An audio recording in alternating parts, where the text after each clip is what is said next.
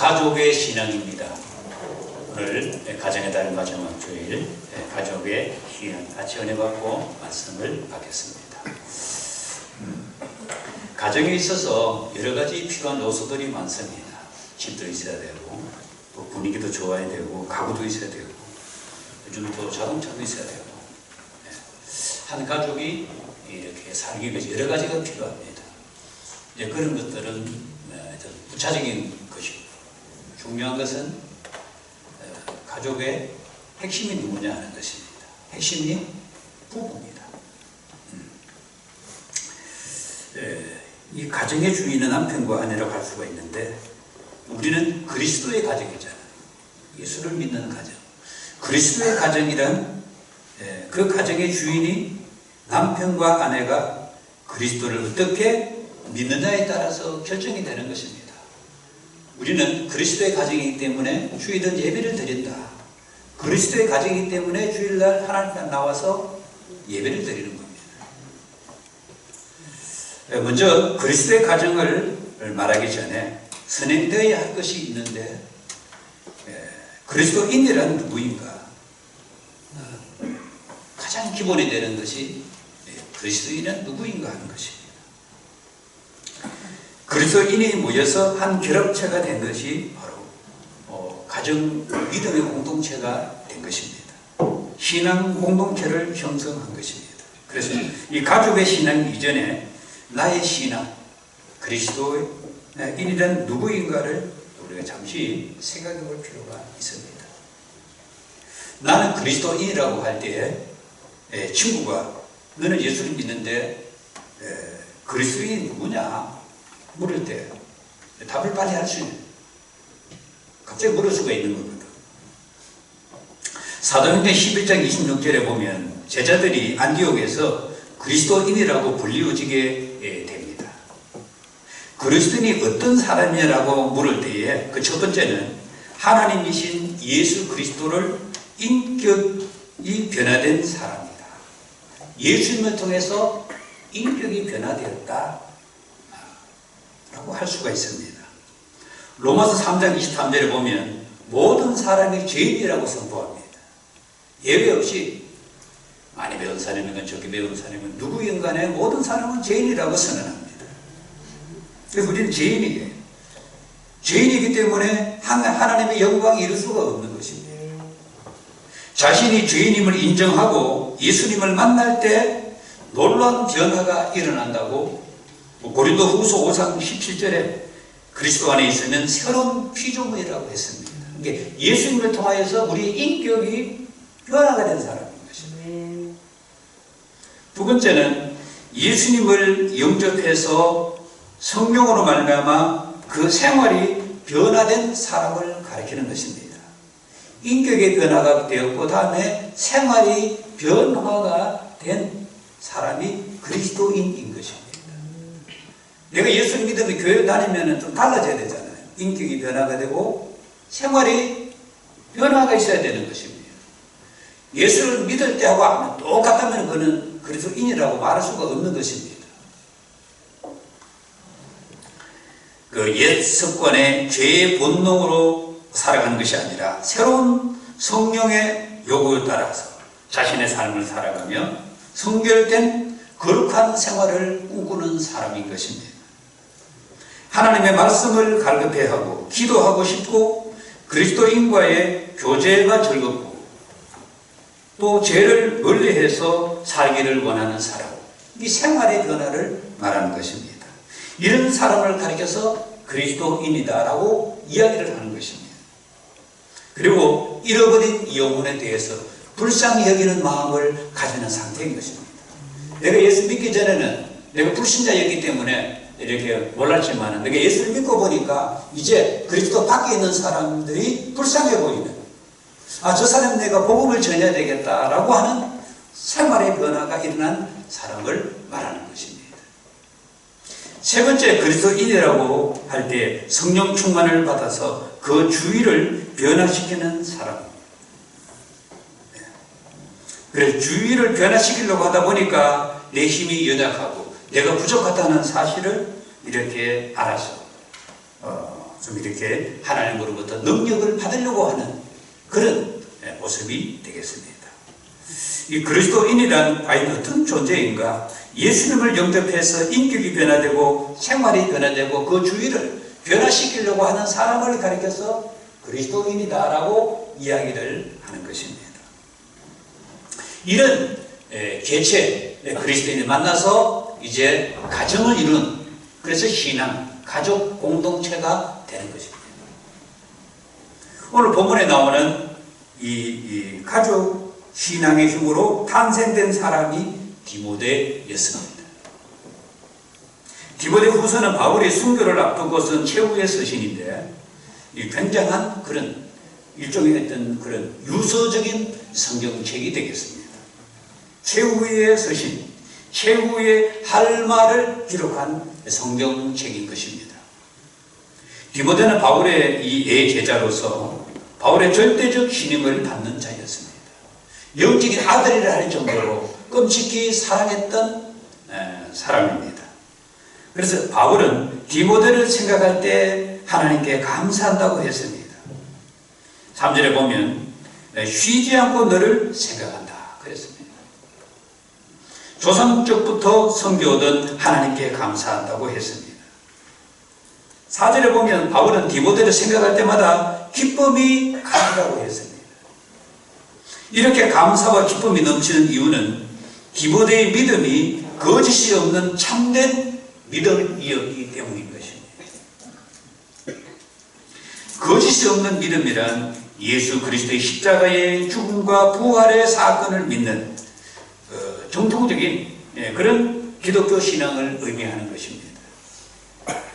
자신의 이익의 방편에 따라 움직이지 아니하고 불순한 동기에 기초하지 않는 신실한 신앙을 가진 그리스도인이다 라고 하는 말인 것입니다.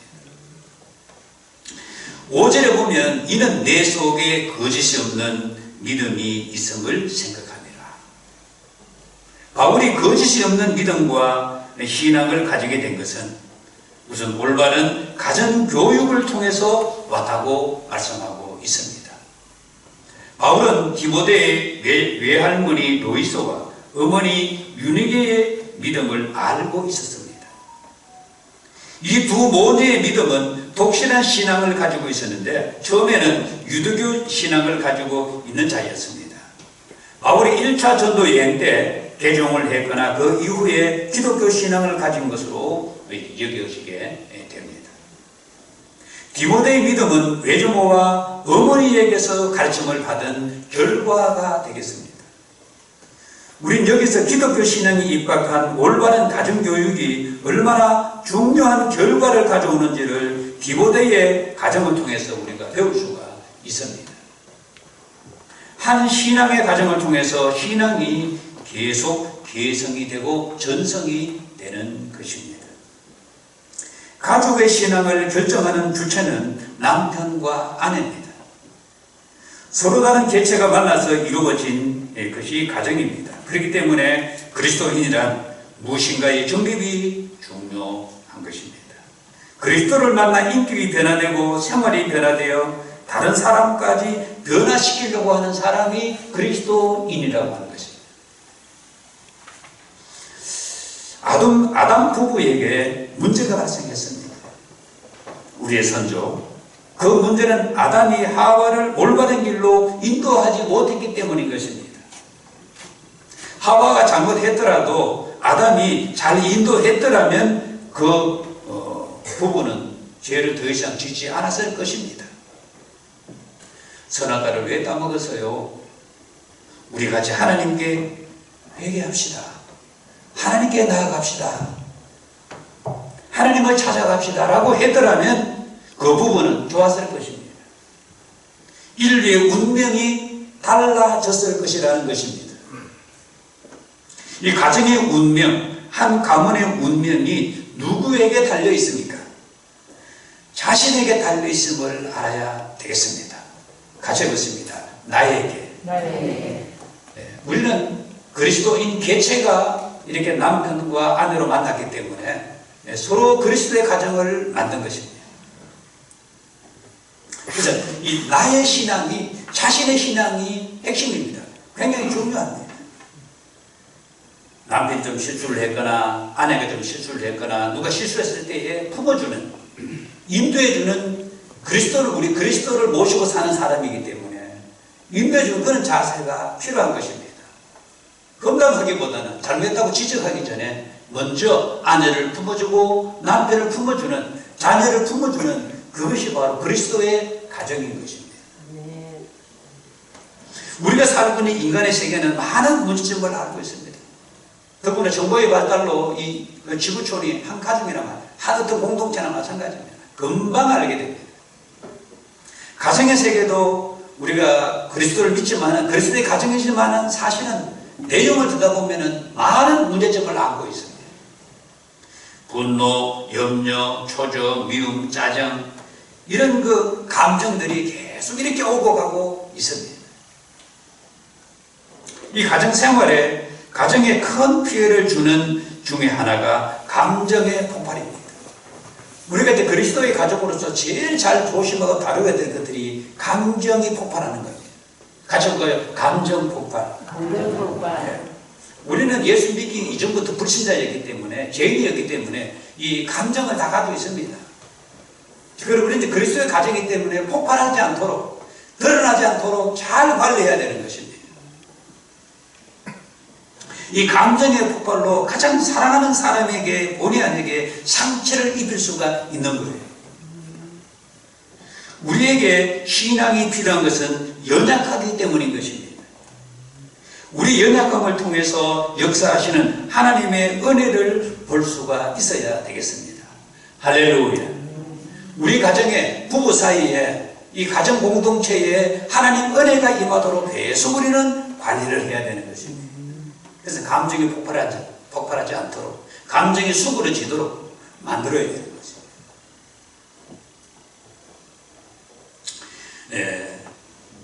에베소 4장 26절 27절 보게 되면 해가 지도록 분을 품지 말라고 했습니다. 아주 중요한 말씀입니다. 해가 딱 떨어지게 되면 오늘에 무슨 일이 있었든지 간에 이렇게 분이 가라앉히도록 그렇게 성경은 우리에게 가르치고 있습니다. 그래서 좀 감정에 상한 일이 있더라도 우리는 그리스도를 믿는 사람으로서, 우리 가정이 그리스도의 가정으로서 이렇게 좀 이렇게 분을 사가지도록. 사람은 또 신기한 것이요. 자고 나면 또 싹 없어집니다. 신기하게도. 어찌 그토록 이렇게 이렇게 했던 그것이 자고 나면은 다른 생각이 이렇게 들어요. 또 우리 나이 드신 분들은 잘 알아요. 이 감정의 기복이 심합니다. 저도 요즘 뇌를 잘 살펴봅니다. 야, 이거 내가 오늘은 좋았다가 또 금방 좋았다가 또 금방 식었다가 이 자주 변하는구나. 예. 청년 때는 그렇지 않았는데 나이가 들고 보니까 내 활동이 어떤 때는 괜히 기분이 좋지 않았다가 오늘 내가 왜 이러지? 어떤 때는 기분이 좋아. 예. 내가 정말 아주 기복이 심하구나. 라는 걸 제가 알게 되었습니다. 네. 여러분도 마찬가지일 거예요. 기복이 좋을 때는 여러분의 기분 상태가 좋은 상태입니다. 또 기분이 좀 다운될 때는 내가 지금 기분이 안 좋거나 뭔지 모르지만 그걸 빨리 알아차리시기를 바라겠습니다. 할렐루야. 남편이 보니까 얼굴이 지금 불과 푸르르하게 남편이 지금 내가 지금 감정이 올라갔구나. 내가 좀 멀리 피해야 되겠다. 그때는 피하는 게 좋습니다. 아내를 딱 밖에 안 나갔다더만 열을 받았어. 그때 어떻게 되겠습니까? 내가 피해야 돼. 그 말한 걸 잘못했다면 바로 그냥 총알에 나가옵니다. 자, 오늘 이제 영적인 우리 그리스도의 가정이니까 마귀는 오늘의 신앙의 가정을 파괴하려고 한다는 것입니다. 영적인 면에서 볼 때 가정의 행복을 파괴하기 위해서 부부의 틈새를 노리고 있습니다. 우리는 우리의 작은 미숙한 감정 처리를 빨리 깨닫는 것이 중요합니다. 할렐루야. 그거 아무것도 아니에요. 자존심이 상하지만 신앙의 성장과 성숙을 위해서 가족 전체를 늘 생각하는 것이 중요합니다. 자존심이 좀 구겨지더라도 말씀을 먼저 생각해야 하는 것입니다. 그래야 아름다운 신앙의 가정을 잘 그렇게 만들어 나가는 거예요. 인간의 육체는 육에서 왔고 영혼은 하나님의 생기로부터 이 르하라고 하는데 생기로부터 왔습니다. 이것이 우리의 실체입니다. 실체를 생각하면 우리는 그저 감사할 뿐인 것입니다. 육은 흙이니까 흙으로 돌아갈 것이고 영혼은 하나님에게로 돌아가는 것입니다. 결국은 흙으로 돌아가는 존재입니다. 같이 할까요? 흙으로 돌아가는 존재입니다. 싸울 것이 없어요. 결국은 우리가 어떤 존재라고요? 우리 신체가 바로 흙으로 돌아가는 존재야. 영만 살아서 그냥 하나님 앞에 가는 겁니다. 그래서 우리 남편과 아내는 이 전체, 이 가정 공동체를 늘 신앙을 생각해야 되는 겁니다. 이 현대의 가정이 급속하게 변했습니다. 개인주의, 물질주의, 이 최고의 정보의 발달은 우리 아이들과 청소년들, 이 청년들의 문화가 개인주의화 되었습니다. 이러한 것을 나무랄 수가 없어요. 왜냐하면 시대와 문화의 영향 때문인 것입니다. 이럴 때일수록 가정은 신앙의 기본을 강화하는 길밖에 없습니다. 항상 우리는 기본이 중요합니다. 이 다음 세대 문화는 스마트폰으로 대표가 됩니다. 이 스마트폰을 신앙으로 적극 활용을 해야 합니다. 스마트폰 성경 읽기, 성경 공부하기, 찬양 듣기, 우리 가족 찬양 동영상 찍기, 이 스마트폰을 가지고 신앙을 이렇게 활용하면 되는 것입니다. 아니고 얼마나 잘 되어 있습니까? 너무 좋습니다. 복음성 들을 수 있고, 그다음 설교도 들을 수가 있고, 성경 공부도 할 수가 있고, 그 안에 이 스마트폰 안에 온갖 좋은 프로그램들이 다 들어 있어요. 이걸 적극 우리는 활용해야 되는 것입니다. 다음 세대들은 영상 문화에 적응이 빠르기 때문에 신앙의 주체로 삼아야 되는 것입니다. 중요한 것은 가족의 신앙입니다. 신앙의 인격, 신앙의 생활을 변화시키는 그런 가족, 그런 모습인 것입니다. 현대의 영적 흑인은 디지털 중독 때문입니다. 우리가 왜 자꾸 영적으로 허약해지느냐? 이 지금 시대가 디지털에 중독된 사람이 많습니다. 대학생 22살 김연정 씨의 하루는 스마트폰으로 시작해 스마트폰으로 끝이 납니다. 친구를 만나고 식사를 하고 버스 안에서도 폰을 놓지 않습니다. 직장인 이원동 씨 26살 씨로 하루 2시간을 쇼폼 시청에 몰입을 합니다. 이 쇼폼 간단합니다. 30초, 한 1분 활발하게 이걸 보통 2시간씩 시청을 한답니다. 이것 때문에 친구와 대화가 끊어지고 말다툼까지 했다고 하는 겁니다. 이 디지털 중독은 이제 우리의 생활 깊숙이 자리를 잡아버렸습니다. 이미.